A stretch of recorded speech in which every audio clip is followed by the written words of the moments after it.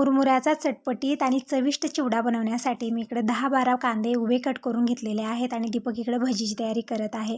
तर कांदे आपल्याला कमी गॅसवरती एकदम छान असे गोल्डन ब्राऊन होईपर्यंत तळून घ्यायचं आहे, तोपर्यंत बाकी तयारी करून घेऊ। तर शेंगदाणे, डाळ हे सगळं मी 2-2 वाटी काढून घेतलेलं आहे। ही सगळी रेसिपी मी का बनवत आहे तर दीपकचे पप्पा जात आहेत तिरुपतीला, 3-4 दिवसाचा यांचा टूर आहे। तर पॅक करून देण्यासाठी मी भजी, भाकरी, रवा लाडू आणि चिवडा बनवला। शेंगदाणे, डाळू आणि कांदा मी कडक होईपर्यंत तळून ताटात काढून ठेवलेला आहे। आता कढीपत्ता, कोथिंबीर, पुदिना हे सगळं आपल्याला कडक तळून घ्यायचं आहे, ताटात काढून घेतलेला आहे। आता इथं 20 ते 25 पाकळ्या लसूण मोठा मोठा वाटून घेतला।